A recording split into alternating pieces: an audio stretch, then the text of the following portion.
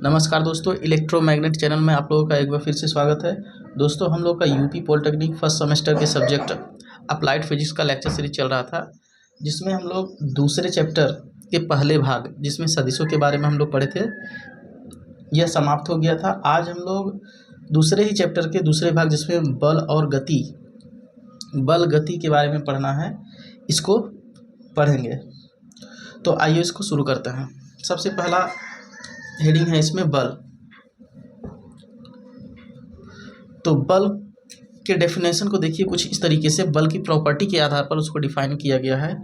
जैसे यदि कोई ये पिंड है, ये हमारा कोई पिंड है, यदि हम इस पे कोई बल लगाते हैं तो इसमें बल क्या क्या प्रभाव उत्पन्न कर सकता है इस पिंड पर, इसी के आधार पर बल को परिभाषित किया गया है। जैसे यदि हम इस पर किसी F न्यूटन के बल को अप्लाई करें इस पिंड पर, तो इस पिंड पर क्या क्या बदलाव हो सकते हैं या क्या बदलाव कर सकता है बल, इसी के आधार पर बल का डेफिनेशन तैयार किया जाता है। तो जब हम लोग इस पर बल अप्लाई करते हैं तो यह बल इस पिंड पर देखिए 3 तरीके का प्रभाव कर सकता है। जैसे इस बल को जब हम लोग इस पे आरोपित करेंगे तो यह पिंड आगे की तरफ जा सकता है, अर्थात यह पिंड स्थिर है तो इसको गतिमान कर देता है।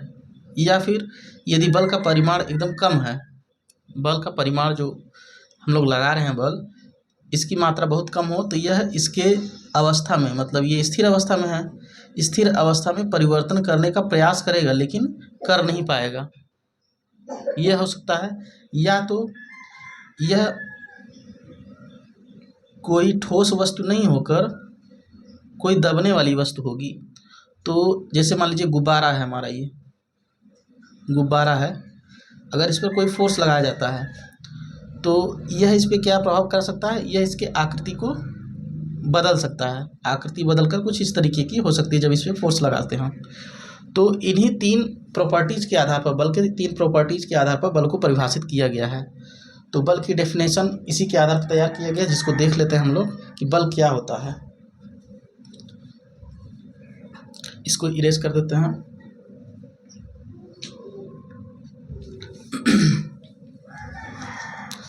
देखिए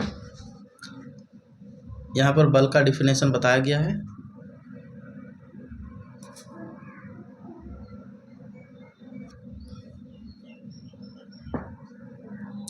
जितनी प्रॉपर्टी मैंने बताया बल की, उसी के आधार पर यहाँ बल को परिभाषित किया गया है।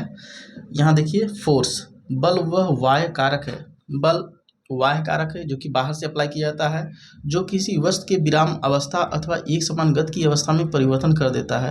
अर्थात यदि कोई वस्तु स्थिर अवस्था में है तो उसको गतिमान कर सकता है, गतिमान है तो स्थिर कर सकता है, या इन दोनों के अलावा यदि यह उसके अवस्था में परिवर्तन नहीं कर पाता है तो उसको विरूपित कर देता है। देखिए, बल वह वाह्य कारक है जो किसी वस्तु के विराम अवस्था अथवा एक समान गति की अवस्था में परिवर्तन कर देता है या परिवर्तन करने का प्रयास करता है अथवा उसे विरूपित कर देता है। यदि बल उचित परिमाण का हुआ तो उसके गति की अवस्था को बदल देगा, यदि उचित परिमाण का नहीं है तो उसके अवस्था में परिवर्तन करने का प्रयत्न करेगा या उसको विरूपित कर देगा। इसी को हम लोग बल कहते हैं। तो किसी पिंड पर बल लगने से पिंड पर होने वाले प्रभाव, यदि हम लोग किसी पिंड पर बल लगाते हैं तो उसमें कितने प्रकार के प्रभाव उत्पन्न होते हैं बल के कारण, यहाँ पर उसके बारे में बताया गया है। इसको देख लेते हैं हम लोग। देखिए, पहला है यहाँ पर, यदि किसी पिंड पर बल लगाया जाता है तो उस बल का उस पिंड पर निम्न प्रभाव हो सकता है। पहला क्या है, पिंड के विराम अवस्था में परिवर्तन हो सकता है, अर्थात यदि पिंड स्थिर अवस्था में है तो वह गतिमान हो सकता है। दूसरा है, गतिमान पिंड का वेग बढ़ सकता है अथवा घट सकता है। अर्थात देखिए, बढ़ सकता है या घट सकता है का मतलब है, यदि ये कोई पिंड है और ये v वेग से इधर गतिमान है, ठीक, अगर हम इस पे इधर से फोर्स अप्लाई करेंगे, कोई बल अप्लाई करते हैं तो इसके वेग में वृद्धि होगी, अर्थात v प्लस समथिंग जो होगा बल का परिमाण, उसके आधार पर इधर इसका वेग बढ़ेगा। लेकिन यही बल का परिमाण अगर हम ये वेग के विपरीत दिशा में इधर आरोपित कर दें इस पिंड पर, तो इसका वेग क्या होगा, घट जाएगा। यही यहाँ पर बताया गया है कि बल के प्रभाव में किसी पिंड का वेग जो है बढ़ भी सकता है, घट भी सकता है।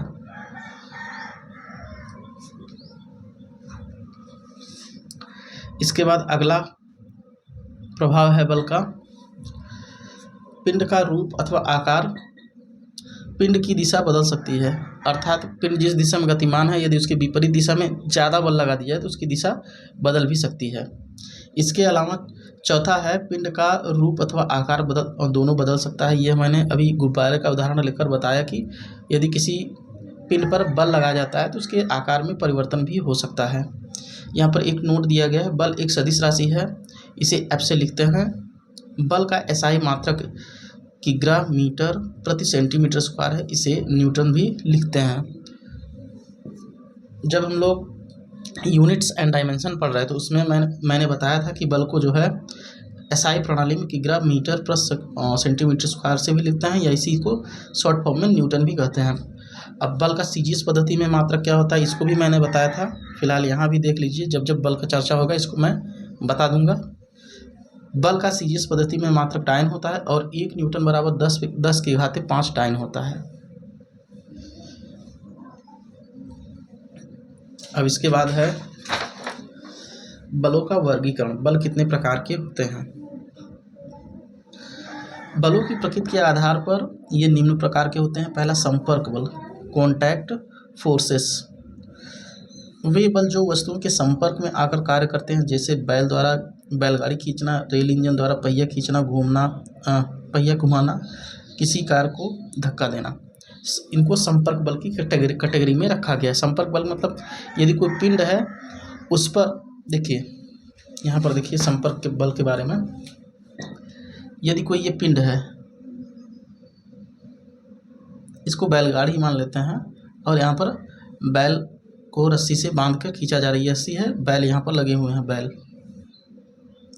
तो इस रस्सी के माध्यम से देखिए इस बैल से जुड़ाव है, यानी इसके संपर्क में है। तो संपर्क, किसी पिंड से संपर्कित जितने भी बल होते हैं और उस पर कार्य करते हैं उसे संपर्क बल कहते हैं। अब पहला उदाहरण यही है, बैल द्वारा बैलगाड़ी खींचना और रेल इंजन द्वारा पहिया खींचना। देखिए अगर ये रेल इंजन है, यहाँ पर ये पहिए लगे हुए हैं, तो इसमें इंजन में ही इन पहियों से क्या होता है, कपलिंग होता है, जिसके कारण ये घूमते हैं और रेलगाड़ी आगे बढ़ती है। तो यहाँ भी ये लगने वाले बल से संपर्क है इन पहियों का, तो इसको भी संपर्क बल की कैटेगरी में रखेंगे। इसके अलावा दूसरा बल है असंपर्क बल। असंपर्क बल के अंतर्गत देखिए कौन कौन से बल आते हैं, इसको हम लोग देख लेते हैं। देखिए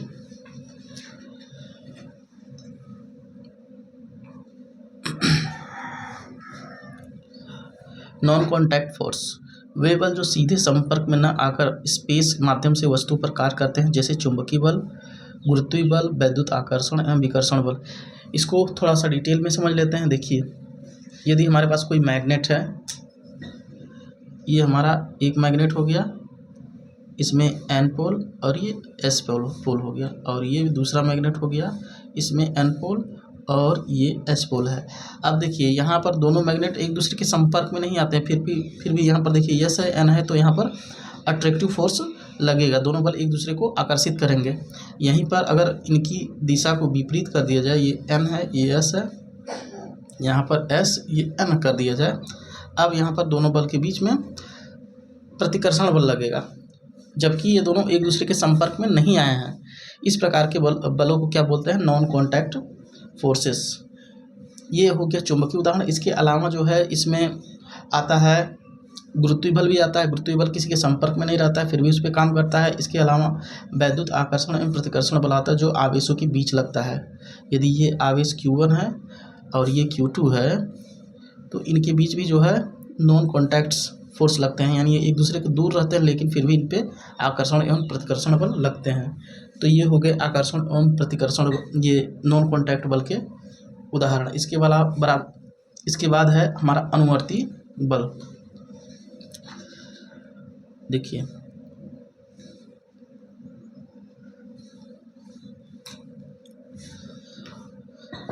कॉन्सिक्वेंशियल फोर्सेस, वे बल जिनका स्वतंत्र अस्तित्व नहीं होता, परंतु जब कोई संपर्क बल किसी पिंड पर कार्यकारी होता है तब परिणामी बल अस्तित्व में आते हैं, जैसे घर्षण बल, प्रत्यानयन बल और प्रत्यास्थ बल।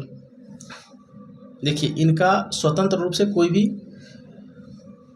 अस्तित्व तो नहीं होता, लेकिन जब किसी पिंड पर कोई फोर्स लगता है तब ये कार्य करते हैं। जैसे मैं घर्षण बल की बात कर लेता हूँ। देखिए ये हमारा कोई लकड़ी का ब्लॉक है और ये हमारा कोई सरफेस है जिस पे ये ब्लॉक रखा हुआ है। ठीक, जब तक ये स्थिर रहेगा इस पर किसी प्रकार का कोई घर्षण बल काम नहीं करेगा।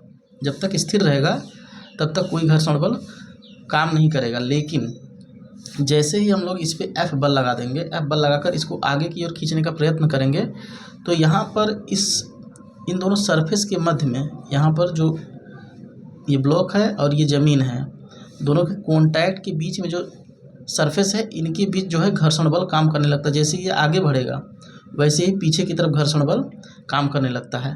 तो वे बल जो स्वतंत्र रूप से तो नहीं काम करते हैं, लेकिन जैसे ही कोई दूसरा बल उस पर लगाया जाता है तो उस बल के प्रभाव के लगने के बाद ये अस्तित्व में आते हैं। लेकिन देखिए जब ये बल नहीं लगा था तब घर्षण बल नहीं था। जैसे ही ये बल लगा और पिंड आगे की ओर चलना प्रारंभ किया तो घर्षण बल लगना चालू हो गया।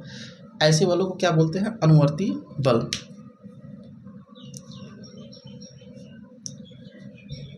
इसके बाद हमारा अगला बल का प्रकार है केंद्रीय बल, सेंट्रल फोर्स।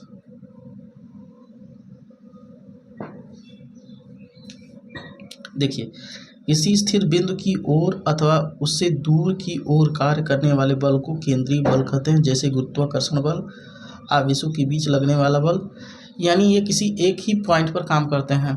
जैसे इसमें बोला गया गुरुत्वाकर्षण बल और आवेशों के बीच लगने वाले बल को केंद्रीय बल के अंतर्गत रखा गया है। अब इसके बाद हमारा अगला हेडिंग है किसी पिंड की अवस्थाएं गति के संबंध में।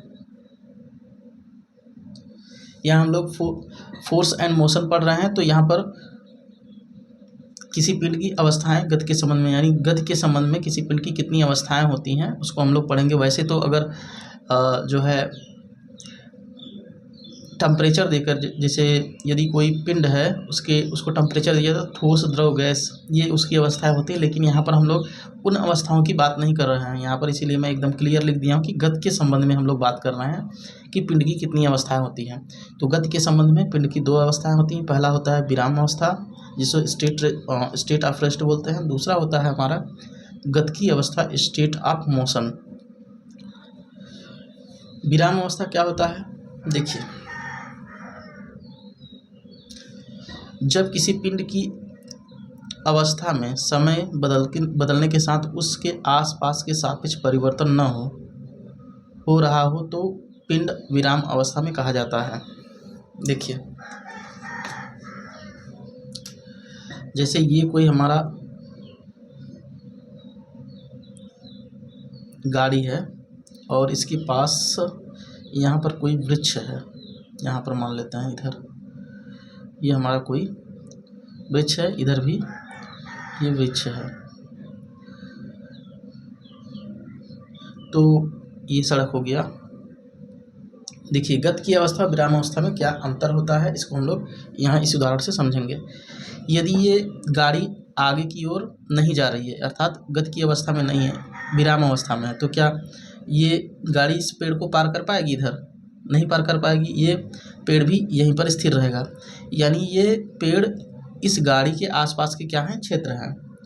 तो विराम अवस्था को हम लोग कैसे सूचित करते हैं? जब किसी पिंड की अवस्था में समय के साथ बदलाव ना हो, उसके आसपास के क्षेत्र के अनुसार। देखिए यदि ये गाड़ी इसको पार करके यहाँ पहुँच जाती तो देखिए अब ये पेड़ इस गाड़ी के आगे हुआ करता था लेकिन अब पीछे हो गया, यानी अवस्था में परिवर्तन हुआ।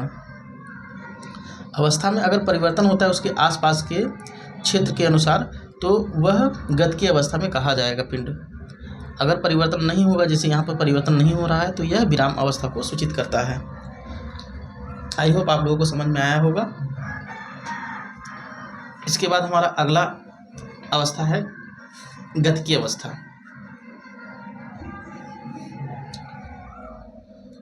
जब किसी पिंड की अवस्था में समय बदलने के साथ साथ आसपास के सापेक्ष परिवर्तन हो रहा हो तो पिंड गति की अवस्था में कहा जाता है। यानी पिंड के आसपास यदि पिंड गतिमान होगा तो उसके आसपास के क्षेत्र में बदलाव होगा तो पिंड गति की अवस्था में कहा जाता है। इसके बाद हमारा अगला हेडिंग है संवेग, मोमेंटम। मोमेंटम क्या होता है? यदि कोई पिंड गति की अवस्था में है, यदि कोई पिंड गति की अवस्था में है तो उस पिंड के द्रव्यमान तथा वेग का गुणनफल उस पिंड का संवेग कहलाता है। इसे पी से डिनोट करते हैं। यहाँ वेक्टर, यह एक सदिश राशि होता है इसलिए इसके ऊपर तीर का निशान लगा हुआ है। यह एक सदिश राशि होता है यदि पिंड का द्रव्यमान m तथा वेग v हो तो p बराबर mv लिखते हैं। p का मात्रक क्या होता है? द्रव्यमान का मात्रक गुणे वेग का मात्रक। अब p का मात्रक क्या होता है? किग्रा मीटर प्रति सेकंड अथवा न्यूटन सेकंड भी लिखते हैं इसको। तो ये हमारा हो गया मोमेंटम, जिसको हम लोग हिंदी में संवेग बोलते हैं।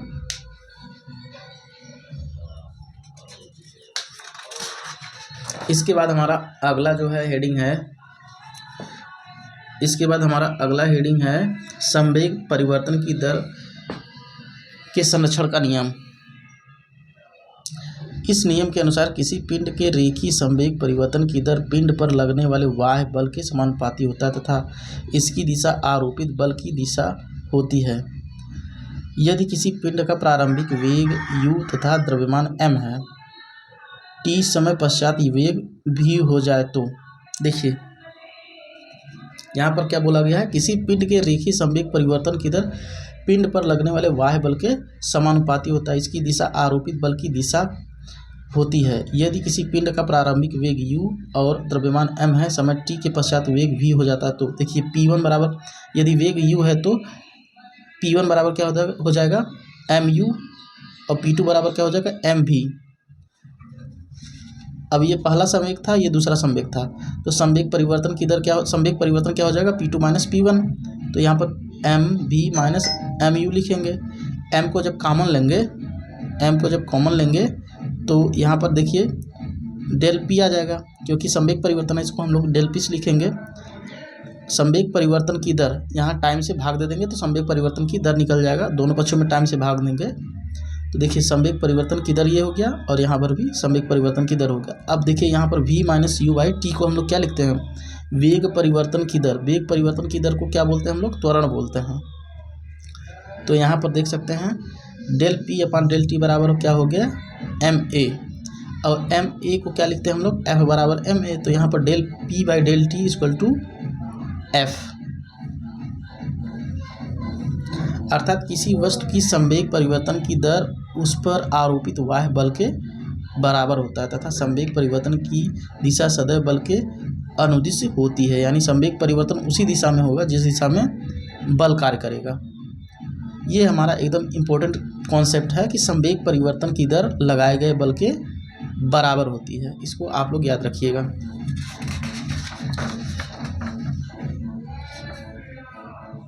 इसके बाद हमारा अगला हेडिंग है संवेग संरक्षण का नियम, law of conservation of momentum. यदि दो या दो से अधिक वस्तुओं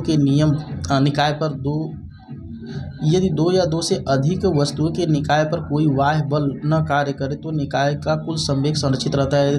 अर्थात यदि कोई पिंड है वह दो या दो से अधिक वस्तुओं से बना हुआ है, यदि उस पर कोई बाह्य बल न लगाया जाए तो उसका जो टोटल संवेग होता है वह अपरिवर्तित रहता है। देखिए इसको हम लोग अभी सिद्ध करेंगे। हम लोग अभी सीखें कि F बराबर होता है del P by del T, पीछे अभी सीखें। जब इस पे F 0 रखेंगे तो हमारा डेल P भी क्या हो जाएगा? 0 हो जाएगा। इससे सिद्ध होता है कि यदि जब तक किसी पिंड पर बल नहीं लगाया जाए तब तक उसका संवेग परिवर्तन क्या होता है? 0 होता है। यहाँ देखिए बल को हम लोग जब 0 रखें तो डेल P का मान भी हमारा 0 आएगा। डेल P संवेग में परिवर्तन है। नोट, संवेग संरक्षण का नियम न्यूटन के दूसरे नियम के अनुरूप होता है। यह 1 नंबर में कभी कभी पूछ लिया जाता है कि संवेग संरक्षण का नियम न्यूटन के किस नियम के समान होता है। तो संवेग संरक्षण का नियम न्यूटन के दूसरे नियम के अनुरूप होता है। इसे F बराबर ma होता है न्यूटन का दूसरा नियम। तो आई होप ये आप लोगों को समझ में आया होगा। फिलहाल आज के लिए इतना ही। यदि ये वीडियो लेक्चर आप लोगों को समझ में आया है, अच्छा लगा है, तो वीडियो को लाइक करें, चैनल को सब्सक्राइब करें और अपने दोस्तों में भी शेयर करें। और किसी प्रकार की कोई क्वेरी हो तो आप लोग कमेंट बॉक्स में लिख सकते हैं। धन्यवाद।